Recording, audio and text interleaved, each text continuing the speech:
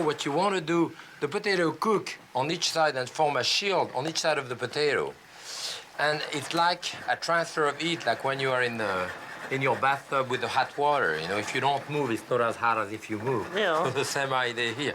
You rub, and as the potato rub, it forms a crust on each side. But the center of the potato become cooked and mushy, like a mashed potato. And that develops steam, and the steam want to escape. It start pushing, and the side, if they are just fried up, then they will blow up into a pomme soufflé.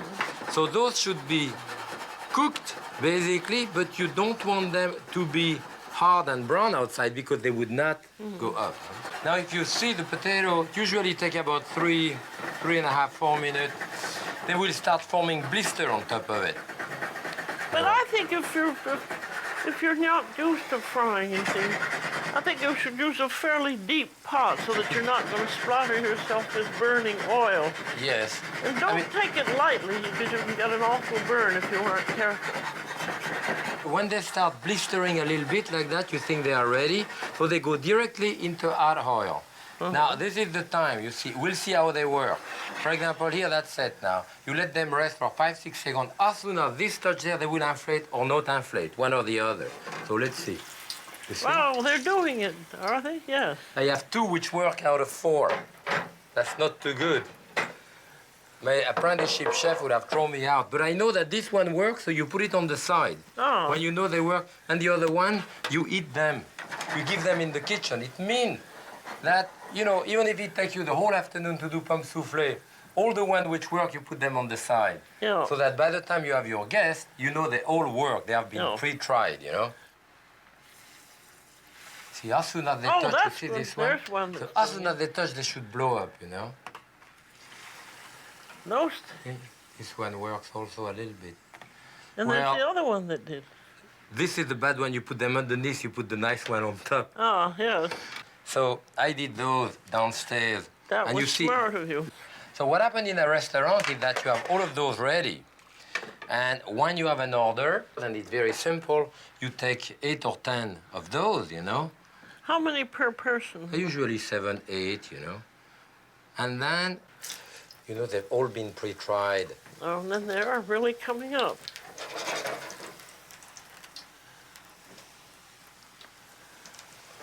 You know, so they're all going to re-inflate like this. And at that point, of course, I take them out. You want to cook them long enough so that they brown. Ooh, they brown very fast. So they stay inflated, you know, like this. It's really magical, isn't it? Yes, I mean, it's Yes, just that's nice. a bowl of potatoes. But what a good idea to be all ready so you won't have a failure. It's not that, you know. By the time, as I say, your guests come, no one knows how many you miss or not, you know, so... But you could still cook the ones that failed and you... The one that you failed, of course, you fry them and you have like fried potatoes. It's perfectly fine. So should I put them on top here? Okay. Paper towel. Oh, those are beautiful. Then a little salt. And a tiny dash of salt on top of it. I think I wanted to show one at least to break it open. You know, to show the inside, you know. I mean, this is just the 2 shell of the potato, you know, which... good. Hot. But Well, that's wonderful. my average was very bad. So we do a basket, or you don't have to, in napkin like this, and this is the classic way of, you know, presenting your pomme soufflé. With the pomme soufflé, we deserve a little glass of wine. I think you're right there, Jacques.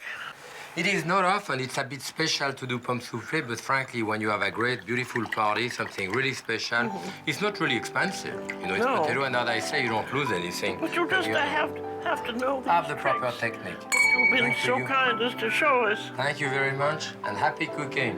Bon appetit, and have fun cooking together.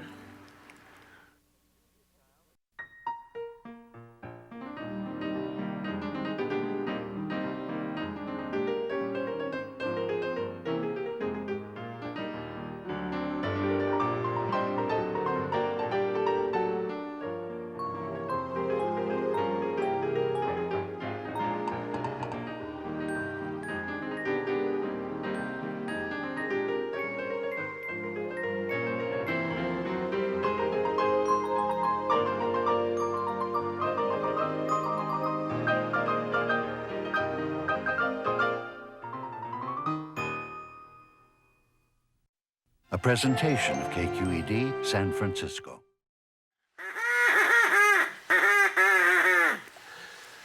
Today we're doing duck. I heard the call. Oh, Hearing good. a fresh duck. Jack, we need 2 ducks because we're doing 2 recipes for duck. Then you have to call another one. All right.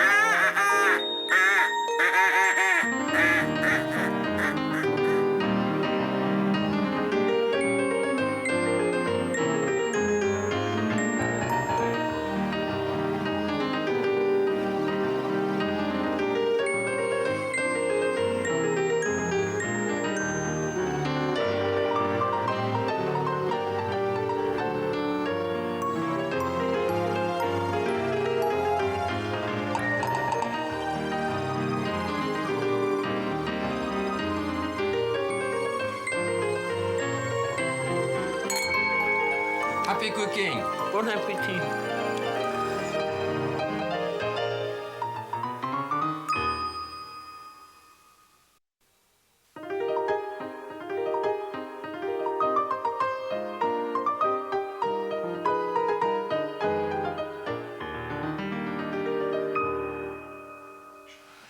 Here are our 2 ducks. Jacques is going to do his in a special way, sauteed in a frying pan, and mine's going to start out in the oven. And these are really fresh ducks, but you could use frozen ones. And remember where they come to peek around inside, there's a neck, which will be very nice to go into our stock. And then here are the giblets. In here we've got the liver and the heart. You're going to use those for a duck salad, which Right. we'll see later That's on. what we're going to do. So shall we take the wishbone? That's a good idea. Take out the wishbone, and it's much easier for carving. Yeah, the wishbone there is just, it's different than the chicken. That's easier too, It's isn't it? actually, yes, just an oval thing. So you just cut around with your knife and then put your thumb and just pry it out, you know, on this. Pull it out. There And we that's are. it, you know, so you have that kind of thing which usually is there and it helps in the carving. Okay. I think it's going to go into this pan here. I think we ought to have a little bit of oil in the bottom of the pan. Just a little vegetable oil. We'll pretty soon be having loads of duck fat to use. Okay. And this is good fat. The duck fat is great to saute potato and to brown meat in it. This is to go in at 400 for about 25 or 30 minutes. It's just going to cook the breast just until they have a slight firmness to them. Good. Okay. Okay. So here it goes. Those are heavy duck, huh? They're That's about about 5 to 5.5 pounds. 5.5 pounds. Okay. So this one is going to go directly into a skillet. Again, taking the wishbone out too.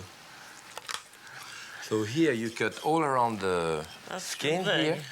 Break it at the joint. There is the joint right here.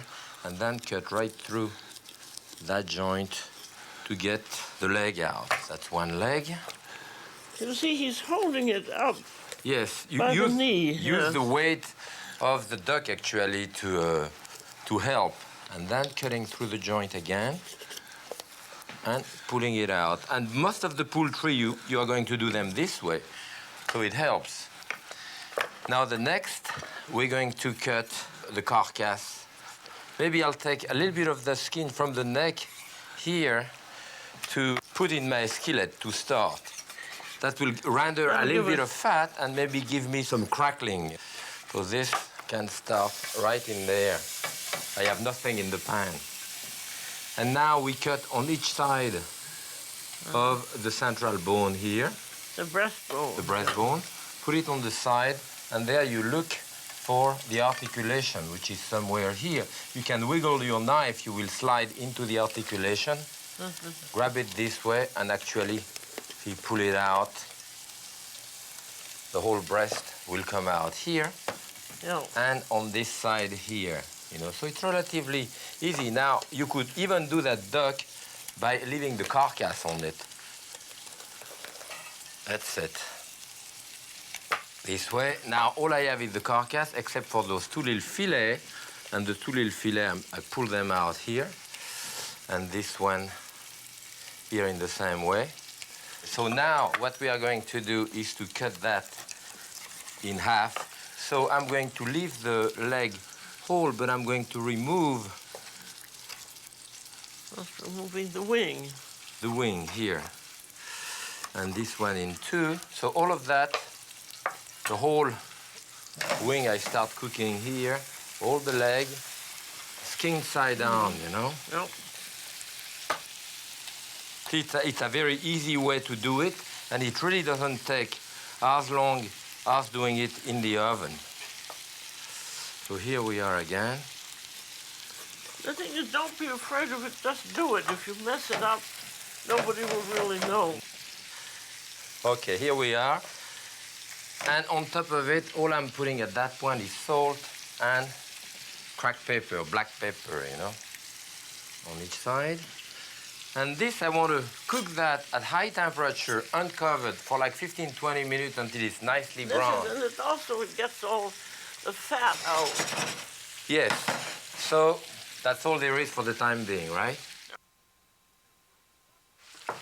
And this It's was nice. the duck that went into the oven, and it's browned very lightly. It's presumably cooked about 30 to 35 minutes.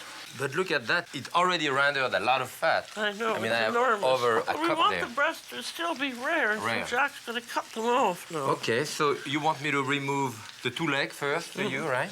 The leg thighs, watch how he does that, cutting, holding the bone up. Yes, and then cracking at the joint. Yeah. And as you can see here, everything is still It's quite raw. raw, In you know? fact, you really can't roast them whole, because either the breast will be overdone, or the legs still really need another half hour of cooking. So that could go at the joint here. You break it at the joint. Still hot, huh? So here, one piece here. Another piece there. I crack it at the joint. So all of that is going to be used, though. All of this, every bit of it's used. Good. And for me, here, you want to remove that skin, right? Yes. All right, so we're removing Just cutting whole- right down. the whole breast. You see, the leg was completely raw still, but that breast is already cooked, you know? So I'll remove the other one. You think I should cut the bone first to put in the stock? And while it's browning, we'll have time to remove the skin. I'll cut that in two again. All right. Here you are. Good. And we're And gonna you say you want brown this, that piece is going there? Yeah. That part, right? that little piece. Here. And then here. So you have all your stock mixture here. So we're going to brown this a little bit. And then you'll start doing the skin off. Okay, then I remove the skin here. Duck makes the most beautiful duck stock. I think it has a lovely flavor. I love the duck. I'm just going to brown this just to give color to the stock. Removing, this is quite large skin, you know? Whoop. And this, the skin, we're going to turn into cracklings. Okay, so that And skin that can go is right in there. Here, I'm going to remove a little more of that fat Yeah. right here, right? Like this. You have a lot of fat on the thigh bone here. Here you are, here. And let Okay. me remove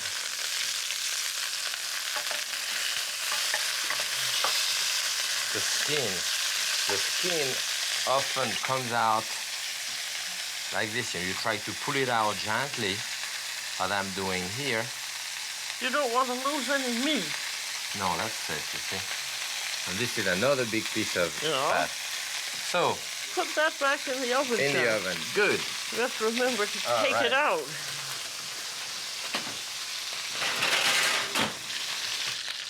We have the duck pieces all brown there. Go in some chopped carrots and onions, about one of each. There's a bouquet garnished with some. What do we have in here? We have some thyme. We have thyme, bay leaf, you know, a piece of leek, and some parsley Piece of stem. Julia, would you like some tomato there? I think that would be nice. Okay, is one tomato enough, you think? the vegetables have browned lightly here. And here goes in one tomato. So you want some garlic? Yeah, Clove like that, a couple of cloves of garlic? well, just one, I think. 'Cause we don't One, okay. one. And I'm going to put in a little dry vermouth. Yeah. And you reach the chicken And there is stock. some chicken stock here. You want to put We're it in using there? chicken stock here to give it more strength. Here we are. And that this is going to simmer away for about a good hour, Yeah. hour and a half. Well, the duck is nicely brown now in the one you see on the skin, and that's what you want, and it brown like at least 20 minutes this way. You leave it on the skin. And look at all the fat, and that's Yeah, the all the fat. fat rendered. We're going to leave it in here for the time being. And here is a stock, you know, a duck stock cooking. It's been cooking up for a while now. All it needs is to be strained and reduced. This is just like the one we just did, but that shows how it's been cooking. So, Julia, we need some parsnips here. You're going to peel some for me. That's good. Cut them into I love parsnips. large pieces like this, root vegetable. And Now, the parsnips last into the summertime. It's a winter vegetable. it's a isn't it? winter, yes, but you have it almost year-round now in the market. Then I have shallots here, all shallots, that I'm going to put in there too. I need at least one more. Yeah, that's it. That's what I need. I'm going to put a nice branch of rosemary here, put a couple of bay leaf in there, and garlic. This time I put a lot of garlic in there. Good. 2 head of garlic, which I eat on the side here, and that separates my clove. You're going to put 2 heads in. Well, that's fine. Yes, but without peeling it, you know. I'm just putting the clove of garlic this way. Do you want another parsnip or just that one? I think that should be fine. In large pieces. They're going to braise a little bit in the fat. And you know, I thought of that idea when I thought of southern fried chicken, Ah, which sometimes it's fried, and after that, at the end of the frying time, like in a pressure cooker, it's covered so the steam develops. So what we do now, we want to cover this. I'm going to reduce the heat to low and cook that for about 25 minutes, 30 minutes now until it's tender. Still on the skin the way it is. this You is do a a good job with This cleaning is it. a nice recipe of yours. Yes, it's very It's simple. much less complicated than mine. Well, you know, you need simple recipe and you need elaborate recipe. And now we're back to my complicated duck. We have these leg thighs, but they're gonna be crumbed and cooked separately. Yeah, okay. So we have to find the joint here, which sometimes is not easy. So one, and when you cut the joint like this, if you don't find like it, you kind of fool around, you know, until you find the joint right here. You know, sometimes you have to funny. wiggle your knife like that to get into it. It's You know? funny that duck joints are much more convoluted You're than absolutely chicken. right. Yes, it's so easy with chicken. And So these here need is a little salting too. I'm not going to use that kosher salt. okay. How about some pepper? Pepper, yes. White, black. Black. Good. Well, black's Black all pepper. right. So I put a See, bit of these pepper are for you. practically raw. And they're going to take about half an hour more. Now Okay. you're going to paint them with mustard, Yes, that's what you want, and I give them to you in there. You. and then I'll just roll them. These are fresh breadcrumbs. We need a little painting of that. Oh yeah. So a little padding of the duck fat here. And this in is, they're butter. going to roast in this. Good. It's very, very useful to have all this duck fat. Here we are. This is the thigh. Of course, this is a French mustard type. I mean, Dijon type, right? Yes. You like a pretty strong mustard. That's an interesting. And I think fresh breadcrumbs make a lot of difference. If they're dry, they're Yeah. just not nearly as good. And also those breadcrumbs adhere quite well to the duck. It's because we put a little bit of duck fat in the breadcrumb. You just put a little bit and rub it between your finger. And like that, they are nice and moist and they brown beautifully in the oven. You want to save your duck fat. It's good for all kinds of things. Yes. So Okay. that goes into a 350 oven. It takes 20 to 30 minutes. Now we can prepare The breast? the breasts. Okay. And I'm going to put a little duck fat in here. We need one finely minced shallot. You need what, a tablespoon about? Yeah, about. You think you nice have and enough here? fine. And I'm just going to sprinkle in the bottom there. Okay. Then I'm going to cut the breasts in your expert So way. I'll take a long, narrow knife Yeah. like this, you know, and you would want to cut them. Long, thin slices, and they'll Long, come thin right down slices. here. I'll put them here for you. And that would serve what, 2 people? I mean, you would This serve. will serve 4. So everyone will get a slice or 2 of the breast, Uh-huh. and either a leg or a wing. See, that really makes it a lot when carefully sliced. Just and the think reason now. you cook it rare is it's going to reheat, Yeah. and you don't want to overcook it. What you have to realize there also is that there is no skin on it or anything, so Yeah. it's easy to eat this way. Huh? So that's already, and you could cover that with plastic. You could do that in the morning and finish it up when you were going to have your meal. Ooh, Ooh, now that looks good. I think it's cooked. You see, this is it's tender. I very mean, the meat, tender. the onion are cooked. And you've still got all the fat in there. Yes, but this we're going to eliminate now. So now we're going to remove those pieces. That's wonderful, because then you have a whole meal, Look at that. a Yeah. meal in a pot, as they say. Yes, This looks, sorry you can't smell it, because it's delicious. because the things really, and the fat really clarified, you know. One of the fallacy very often is people think that you have to cook things away from the fat to eliminate the fat. But I tell you, if you take the skin of a duck like this and you put it on a wire rack in the oven with a tray underneath, most of the fat will come out of it. But at some point, the skin caramelizes and the juice, the sugar form like a shield, and the fat doesn't come out anymore. If you take that same skin and cook it in the fat like that, like crackling, you know, like what you did, then you'll get much more out of it. That at looks that. lovely. Yes, I can put a bit of fresh parsley on top of it here, like this. This is nice and crisp now. That's beautiful. Yes. Shall we move on to the other duck again? And now we have here the stock, which I've been trying to reduce. I'm going to have to thicken this. I'm going to put in, we have a little port wine Port wine. there. You're gonna put some port wine in there too. This is warm up with the shallot now, huh? So that cook the shallot a little I'll bit. put a little bit in there too. Okay. And of course, when you use an arrowroot or potato starch or pure starch like this, it will thicken on contact and you can use it right away. The advantage is that as you put a little bit in the stock, it thickens, then you stop. You put a little more, you stop. You know exactly where you stand, so it's easy. Yeah, that's thickened very lightly, just what we want. Looks Now good. let's put it in a little butter. Okay. That'll finish it off. You put it in and I'll swirl. That much? I think that would do it. And I think we should put a little salt and pepper on the duck. Yes. All right. And then you warm that up a little bit, don't you?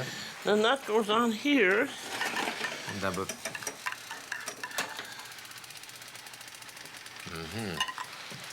That looks delicious. Just enough on it to reheat it, but not recook it. That's why it's so rare at first. Uh-huh. Take a look at our chromed legs. Oh, you want the leg? Yeah, Okay, they let's go get on, the you leg. know. And the crackling. The crackling is out. The leg are about. What do you think? How They're do they about feel fine? done? They look fine. Yeah. Yes, that's done. Okay. We'll cook them until they're tender. And then They do go you serve around. that around this? Mm-hmm. This way. So we have, of course, the leg, which has been cut in two. So that's 4 pieces, plus the 2 wings. We put all of them here. Yes. All right. Okay, this is the crackling here. Cut them up into strips. Then you have to keep them in the oven until they're, as they say, make a crackling noise. Yes. And then a little salt and pepper, Good. a little black pepper. Yeah, I taste a piece. And then very this good. is a spice mixture, or you could use allspice. Okay. This has now just come to the boil, so that's ready to serve. Well, let's put a little bit on top. All right. Just like here, like this. This is wonderful stuff. It's very nice on a salad. So now this is ready to serve And now we're going to do a salad using the little gizzard as well as the liver and the heart of the dog that we had in our little package. So we're going to saute that in a little bit of dog fat. Can you give me a bit here? As you see, we're not wasting a thing here. That's good. That's plenty. Thank Not you. enough. And what you want to do on those gizzards, there is that white skin here. So you want to use your knife and slide it out this way, you know, so that I have the end of it that I'm holding. And again, it's a motion with the knife or trying to take that skin out, which is a bit tougher. If you cannot take it out and you slice it into it, it is fine too. So I'm slicing this, and that we're going to start sauteing. I will put... While you're sauteing, I'll Yeah. start the vinaigrette. Exactly, I'm going to put a bit of shallot. salt and pepper on top of this. And then the liver will be cut in small pieces also. But I will saute the liver a bit later. First, the gizzard for a minute or so. So we're doing A little shallot in there. a shallot vinaigrette there. We're going to have a bit of Dijon mustard. Okay. And we're doing a kind of tough, you know, assertive salad, like curly endive, or we're doing scarole today, right? I'll Escarole. take a little red wine vinegar in there. Very good. And you suggested a little bit of duck fat in here along with olive oil. Well, that's a good idea. This was your idea. I thought it was yours. Okay. You want white or dark pepper in there? Dark. Here it is. And the salt. So now this is, the gizzard are ready. I'm putting the liver now, because they don't cook quite as long. Okay. And now we have the escarole, and it's very important after you wash your salad, and when you wash it, you lift it out of the water. Don't pour it into a colander because the sand goes back into it. And after, one of those spinners is really great, you know, because otherwise, if you have 2 or 3 tablespoons of water left in there, it dilutes the dressing, you know. You can make the dressing and keep it in the bowl, but you don't mix it until you're going to serve it. So you want to taste the salad. So after you've tossed it, taste a little bit. Yes.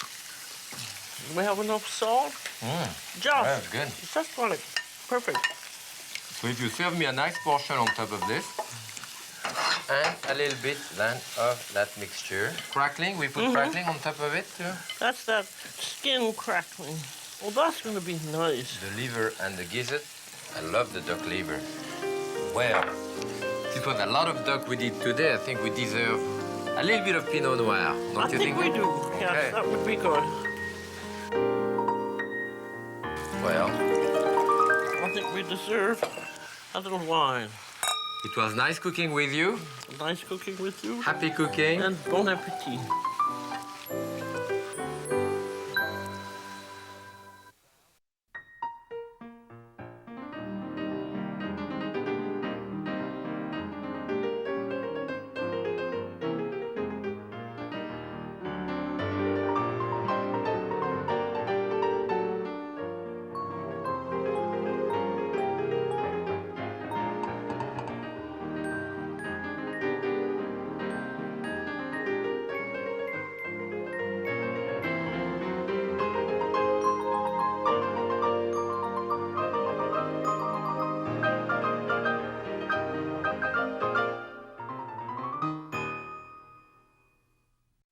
A presentation of KQED San Francisco.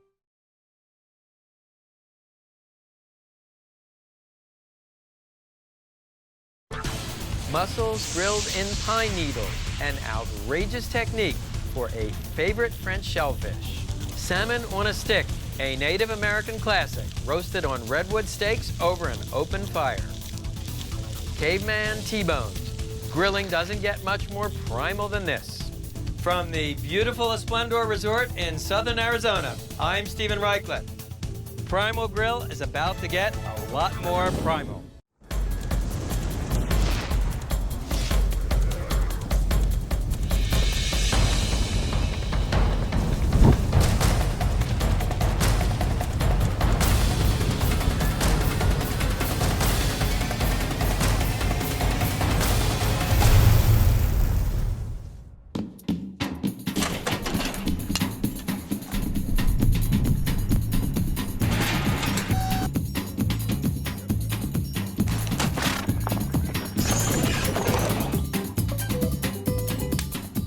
Long ago, before pots and pans, before smokers and grills, there was fire. Today, we dig deep into barbecue's roots. Open pit grilling, grilling in pine needles, grilling on the embers. You know, I'm absolutely crazy about these primal grilling techniques. Grilling on a stick, grilling in the embers, it's all about the connection. This is where cooking began. This is where mankind began. What if I told you that one of the best dishes I ever tasted on Planet Barbecue contained only one ingredient? That it used a fuel you find in forests and parks everywhere, and a grilling technique unique in the annals of barbecue. The French call it éclat de moule, and I call it one of the best ways there is to cook mussels. The mussel is a black-shelled bivalve, particularly prized on the west coast of France. When working with mussels, first, if you see any with partially open shells, tap them on the cutting board. If the shell closes, you know the mussel is still alive and safe to eat. If the mussel shell stays open, discard it. Cardinal rule with any shellfish, when in doubt, throw it out. The next thing to look for is the beard. It's a cluster of fibers the mussel uses to cling to the rocks. And if the mussel has a beard, grab it with needle-nose pliers and pull it out. At the restaurant La Bouvette on the Ile de Ré, an island off the west coast of France, they actually use a cast iron skillet with holes in it, the sort you would use for roasting chestnuts. If you don't have one, you can make a holed pan. Simply poke a series of holes in the bottom of the pan with a knife and twist to make holes about 1/2 inch in diameter. Obviously, this is not a great thing to do to the blade of a knife you use every day. Once you have perforated the bottom of the pan, loosely fill it with dry pine needles. And you want to sort of feather the pine needles. That way, they'll catch fire more easily. It's important that the pine needles be dry. Now, take the mussels and lay them on top of the pine needles. And you want them fairly sparsely spread, about 1 pound of mussels per person.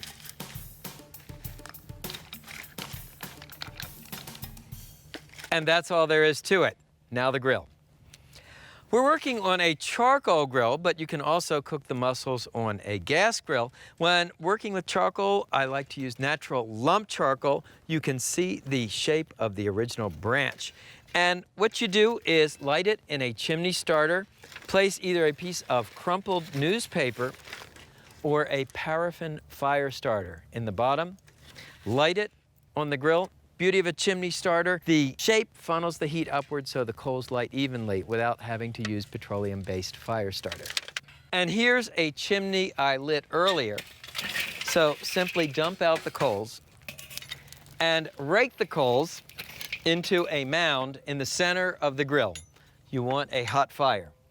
Then place the grill grate on top of the grill and you're ready for business. Then place the mussels on the grill directly over the charcoal, and they'll start to smoke almost instantly. What you want to do is you want the pine needles to catch fire, and it's in this flash of blazing pine needles that the mussels cook. The pine needles give the mussels an incredible piney smoke flavor. And if you need to, you can help the flaming process along by hitting the mussels with a butane lighter.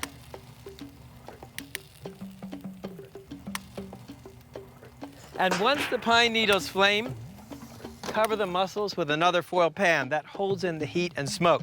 Cooking time is really quick, 5 to 8 minutes, or just until the mussel shells open.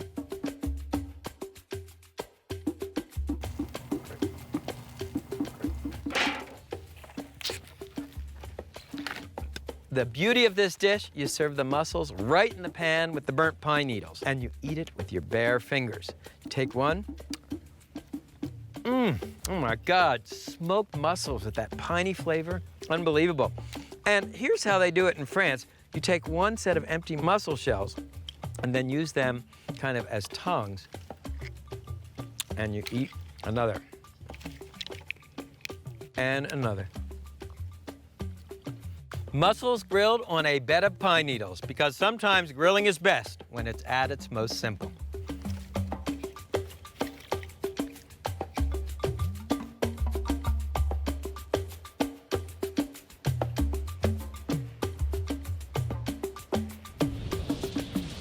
When the first Europeans arrived in the New World, they found a highly developed tradition of live fire cooking. Barbacoa in the Caribbean, clam bakes in New England, luau's in Hawaii, and of course the great salmon roasts in the Pacific Northwest and California. That's the inspiration for our next dish, salmon roasted on redwood steaks in front of an open fire.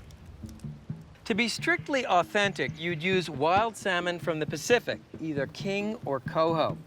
And ideally, it would come with the skin attached. Take the salmon and cut it crosswise into sections about 3 inches wide. This salmon has had the pin bones removed, but you can just run your fingers over the fillets, and if you feel any bones, pull them out with a needle-nosed pliers. Next, make a series of starter holes through the salmon skin.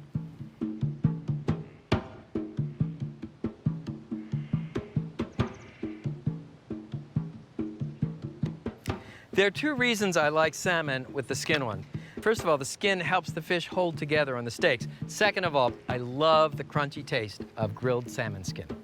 Next, make the rub. It starts with freshly ground black pepper, coarse sea salt, and our Primal Grill twist, which pays homage to our Southwest Arizona location. These are saguaro cactus seeds.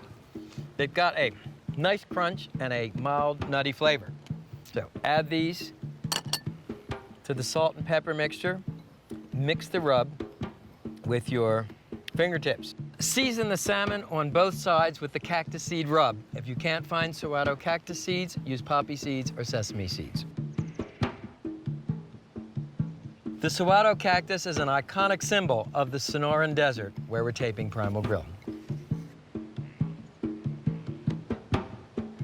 Just rub the seasonings into the fish. Take a piece of salmon and thread the narrow end of the redwood steak through the starter hole, out the other end, and then just sort of curl back through the middle starter hole and finally out the other side. And slide the fish to the end of the steak. Do the same with the second piece of salmon.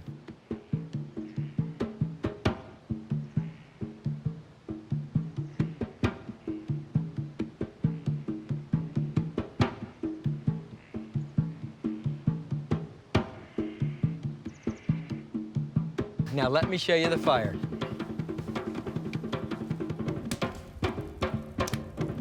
To cook the salmon on a stick, we have built a long, slender fire pit. Now, this shape is great because it helps localize the fire. Ring of stones on the outside, hardwood fire on the inside. Earlier today, we made a series of holes in the ground right behind the fire pit, and you just want to stand the salmon on its redwood stakes in front of the fire.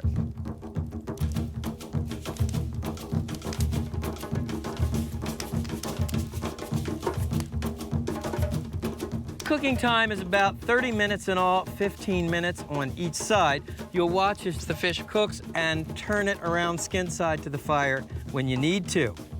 Another ingenious thing about this method, the self-basting process. As the salmon fat melts, and salmon is a very fatty fish, it drips down the fish, bastes it, and keeps it moist. Really simple, just spectacular to look at. The flavors are going to be out of this world. And from time to time, you can put fresh logs on the fire. You really want to cook next to the embers, not next to a raging fire. The traditional wood for a Yurok salmon roast is madrone, sometimes called madrone. It's a hard, fragrant wood from Northern California in the Pacific Northwest. You've got the wood fire, you've got the flavor from the redwood steaks, the smoke. You really don't need a lot of seasoning. Turn the fish from time to time so it browns evenly on both sides. Smells really nice.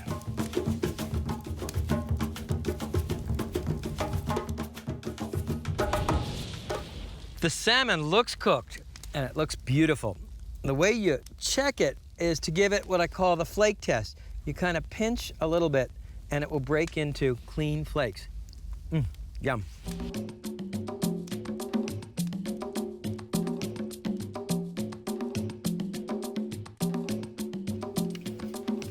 And here's the salmon, hot off the fire. You can really smell the wood smoke. Okay, let's take a piece. Look how easily it slides off the steak.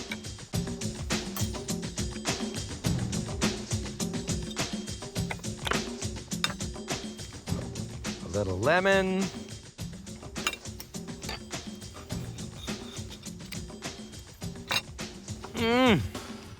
Wow. Utterly simple and utterly great. That salmon is so moist, and you get the little nutty crunch of the cactus seed. Salmon roasted in front of an open fire from the Klamath River, the Primal Grill. Got it? All right.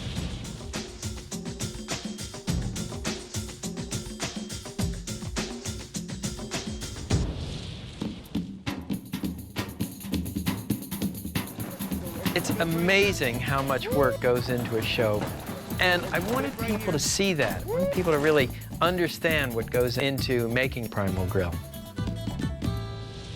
Bread may not be the first thing you think of grilling, but it was certainly one of the first foods man learned to cook with live fire. Italian bruschetta, Middle Eastern pita, and Indian naan all owe their soulful flavor to the proximity of fire and smoke.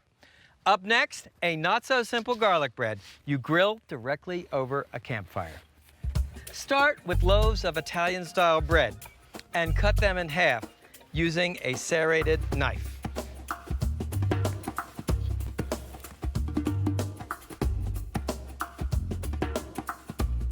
Next, make the garlic parsley butter. It starts with creamed salted butter, then add pepper,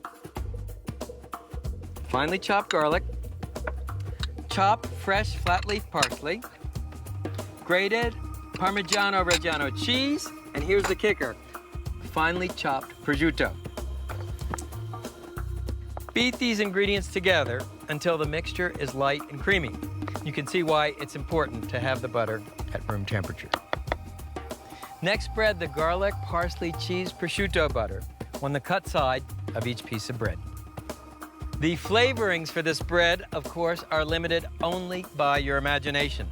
For a Mexican twist, you could use chopped jalapeno chilies and cilantro. I love the addition of the prosciutto.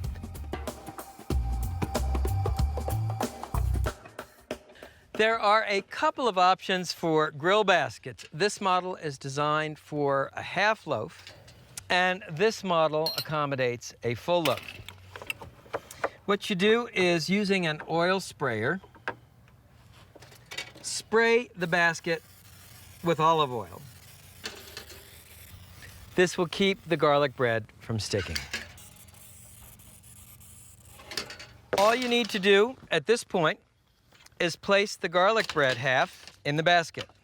Then slide the ring back to secure it. I'll show you again. Ring down to open the basket.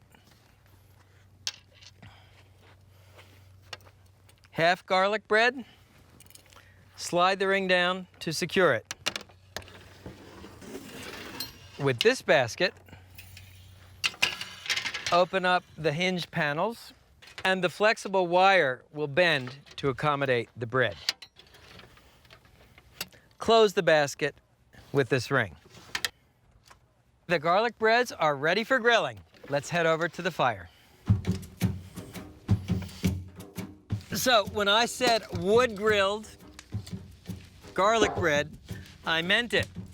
And what you want to do is just use your live fire as a toaster. Get more of a kind of a smoke flavor, you go over the flames, and more just grilling, you go over the coals. And if it gets too hot, put on your grill gloves and you can go back over the heat. Remember, the grill was the original toaster. You've probably heard of a popular Italian appetizer called bruschetta. It comes from the Italian word bruscare, meaning to burn. Of course, what we want to do is grill the garlic bread, not burn it.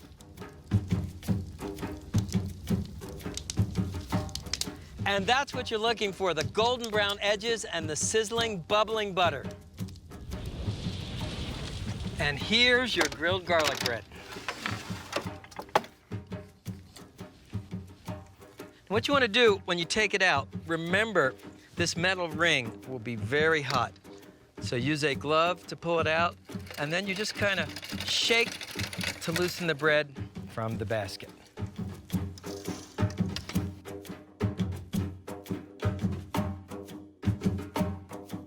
Can't wait to try this.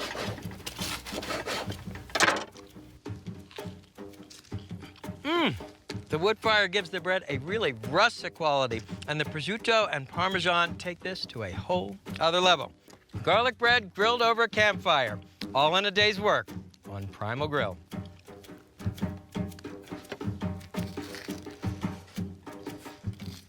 Very nice, and let's clean it up. You got it. All right, thank you, everybody.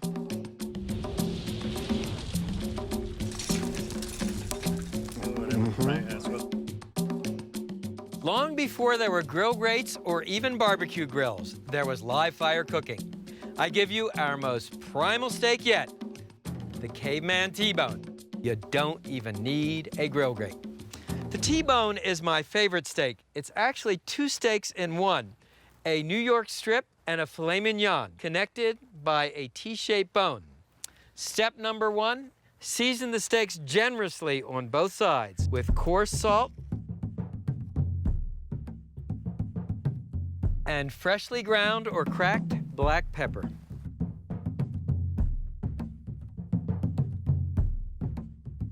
Why am I such a fanatic about coarse salt? Because the crystals dissolve more slowly than table salt. So when you bite into the steak, you get a crunchy burst of salty flavor.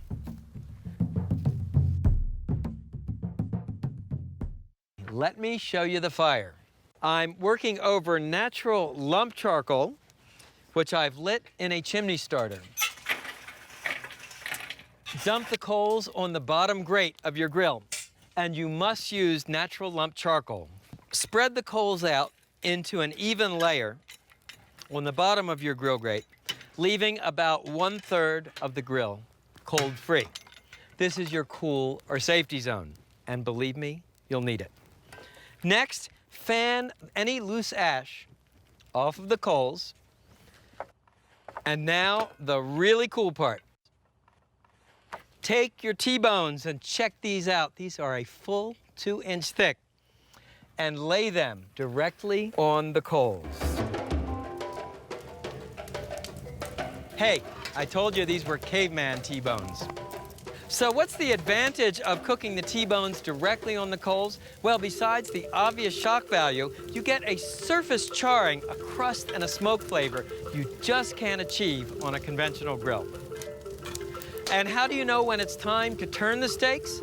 Well, first of all, you'll see a little blood purl up on the top of the steak. And then look at the bottom. When it's crusty and dark brown, the steaks are ready to turn.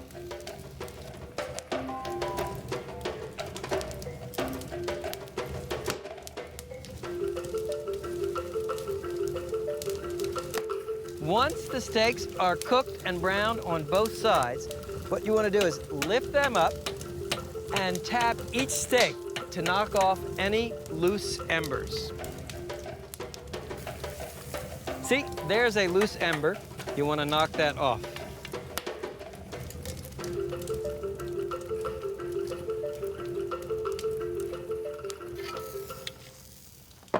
And with a pastry brush, you can brush off any loose ash. There won't be much. Now, you never want to cut into a steak hot off the grill or the coals. You always want to let it rest for a few minutes so the meat will relax, become more juicy. So, loosely cover the steaks with aluminum foil. And now the fire-roasted pepper sauce. Break the coals into an even layer and pour about a half cup of extra virgin olive oil into a cast iron skillet.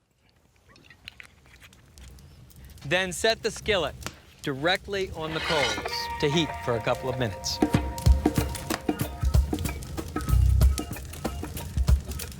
When the oil is hot,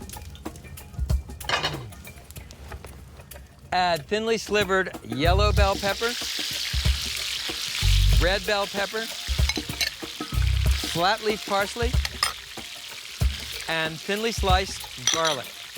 Return the mixture to the heat.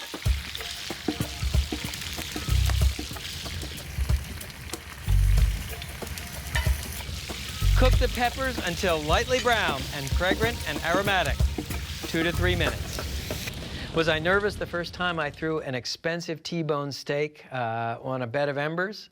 You bet I was. But the flavor was so amazing, the presentation so cool, I had to take a chance and try it.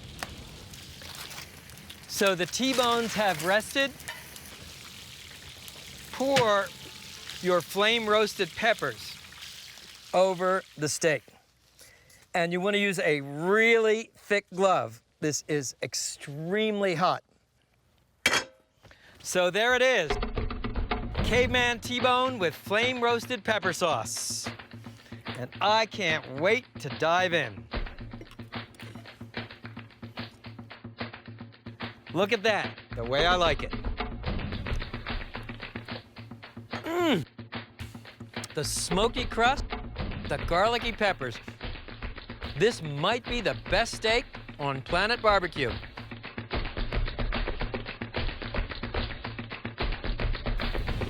So unleash your inner caveman. Primal mussels, primal salmon, garlic bread grilled over a campfire, and primal T-bone. Follow your primal instincts. See you next time.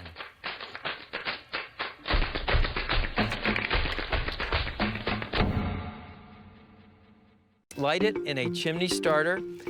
You place either a piece of crumpled newspaper. That's what you're looking for, the golden brown edge and the sizzling bub. And if it gets too hot, just back off the fire. I think I'm gonna say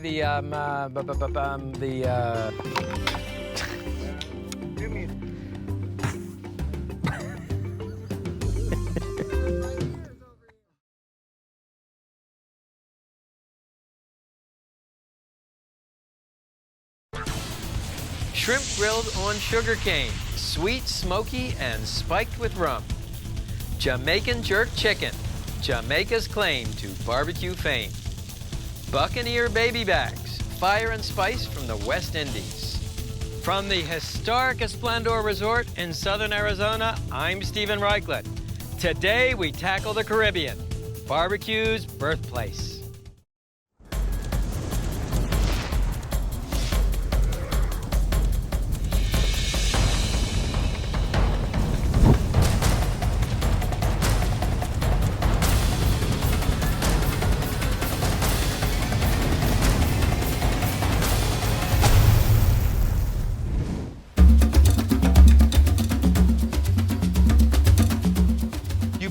Know the Caribbean as a hotbed of primal grilling.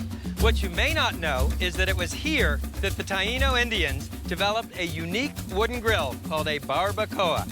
Yes, that's the origin of our word barbecue. Today on Primal Grill, barbecue's birthplace, the Caribbean. Okay, I'm ready if you are. Need the knife, please, and that small whisk, please. Many countries have vast grilling repertoires. Jamaica's claim to barbecue fame lies in a single dish, jerk. Perfected by runaway slaves in the 18th century, jerk consists of a fiery paste of Scotch bonnet chilies and allspice. You're probably familiar with jerk pork. Here's a lesser-known jerk chicken from the town of Yallahs. And it begins with the jerk seasoning. Start with 1 bunch of scallions cut into 1-inch pieces, then a couple of shallots, finely chopped garlic, and as much fiery Scotch bonnet chili as you can bear. Next, fresh thyme, salt, freshly ground black pepper, allspice, and puree these ingredients together in a food processor. Once pureed, add a little vegetable oil and enough water to obtain a thick but pourable seasoning. People say that the Scotch bonnet is the world's hottest chili. Well, many of you have written to let me know that there are hotter chilies in India, but I will tell you this is one of the hottest. 200,000 Scovilles, that's a measure of heat. Regular jalapeno has about 5,000 Scovilles, so we're talking hot.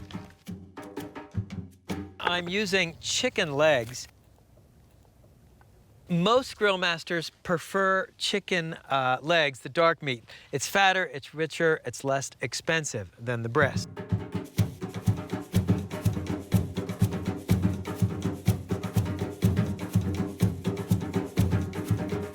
Yes, the jerk seasoning has Scotch bonnets, but it's really as much about the sweetness of the allspice and the fragrance of the thyme. That's really the essence of jerk seasoning. Okay, and what you can do just to finish up here is a little fresh thyme and allspice berries on top. Refrigerate for at least 4 hours or as long as overnight. The longer, the richer the flavor. Jerk is associated with the Maroons, who were runaway slaves that gathered on the south coast of Jamaica. And they had villages in the deep impenetrable highlands. Jerking was a process of preserving meat in fiery chilies and spices, and then smoke roasting the meat over pimiento, allspice wood.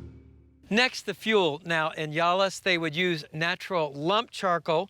You can see by the jagged shape that this actually really came from a tree. You light the charcoal in a chimney starter like this one. You can use either crumpled newspaper or a paraffin starter to light the charcoal. Beauty of a chimney, it conducts the heat upwards so you don't need lighter fluid.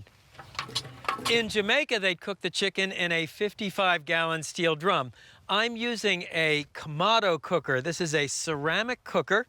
Among its features, thick ceramic walls, which are great for holding the heat, a very well-designed venting system that enables you to go from very low heat to a very high heat in a matter of minutes. We have a bed of charcoal on the bottom, and in order to smoke the jerk chicken, we're going to add a handful of hardwood chips. And in Jamaica, they would use allspice wood. It's called pimiento. So we can add a handful of allspice berries to replicate the effect. Next, place the grate on the grill. Take the chicken. You can see I've had it over ice for safety. And simply arrange the chicken pieces on the grate.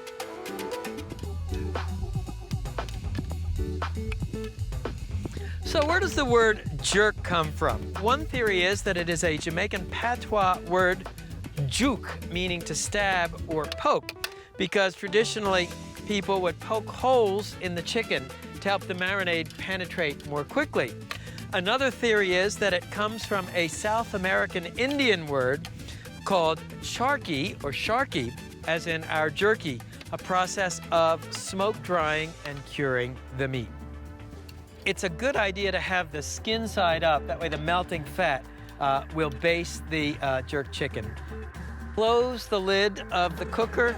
You want to adjust the vent holes to obtain a temperature of about 300 degrees Fahrenheit. Cooking time 40 to 60 minutes. Next, let me show you how to make the hellish relish. It starts with distilled white vinegar and salt. And you simply want to whisk the mixture